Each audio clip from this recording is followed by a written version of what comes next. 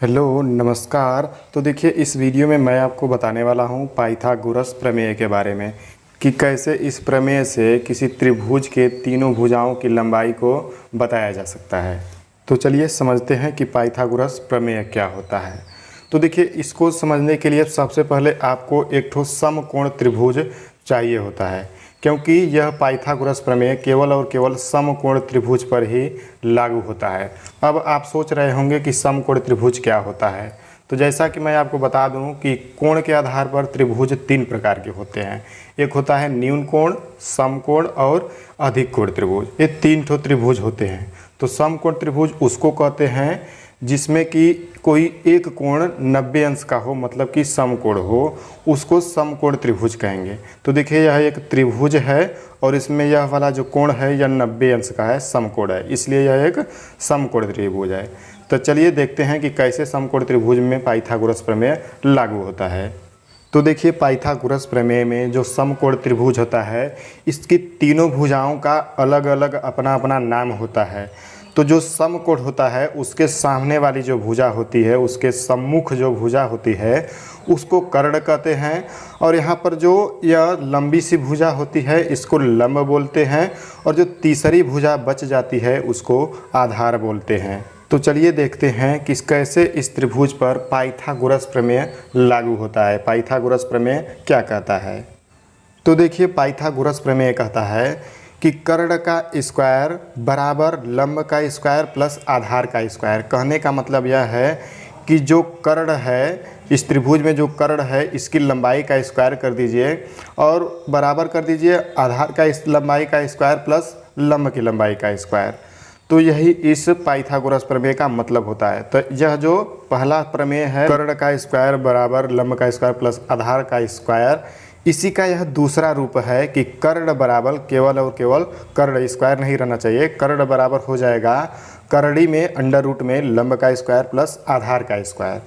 तो यह इसी का दूसरा रूप है। दोनों एकदम बराबर ही हैं, एक तरह से समझ लीजिए।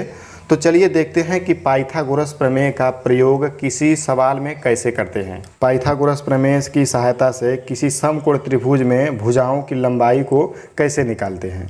तो देखिए यहाँ पर एक ठो प्रश्न दिया गया है कि एक समकोण त्रिभुज में आधार बराबर 3 सेंटीमीटर, लंब बराबर 4 सेंटीमीटर, तो कर्ण की लंबाई बताइए।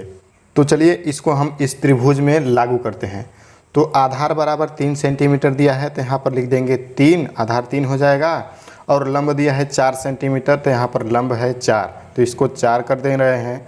अब कर्ण का लंबाई बताना है कि कर्ण की लंबाई क्या होगी। तो चलिए देखते हैं कि कर्ण की लंबाई को कैसे निकालते हैं।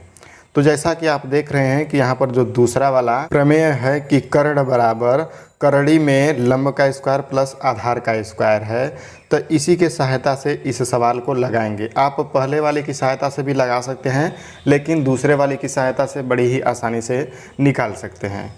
तो चलिए सबसे पहले इस प्रमेय को लिख लेते हैं। यहाँ पर लिखेंगे कर्ण। तो देखिए इसको लिखने के बाद आप जो वैल्यू दिया गया है वहाँ पर वो वैल्यू लिख देंगे। तो यहाँ पर कर्ण बराबर हो जाएगा, करड़ी में दिया है लंब की लंबाई का स्क्वायर।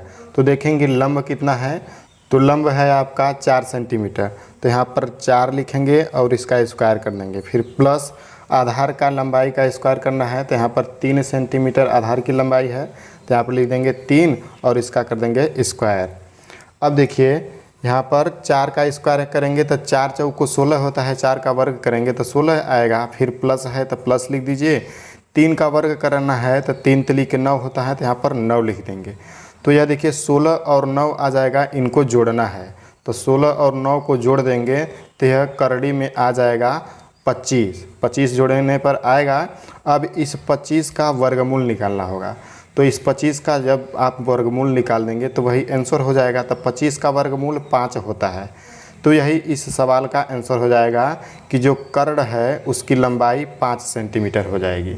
तो देखिए इस त्रिभुज में यह जो कर्ण है इसकी लंबाई 5 सेंटीमीटर हो जाएगी। तो आप देख सकते हैं कि इस प्रमेय की सहायता से बड़ी ही आसानी से किसी समकोण त्रिभुज में भुजाओं की लंबाई को आप निकाल सकते हैं। आप इस प्रमेय की सहायता से कर्ण, आधार या फिर लंब, इन तीनों में से किसी भी भुजा की लंबाई को बहुत ही बढ़िया से निकाल सकते हैं।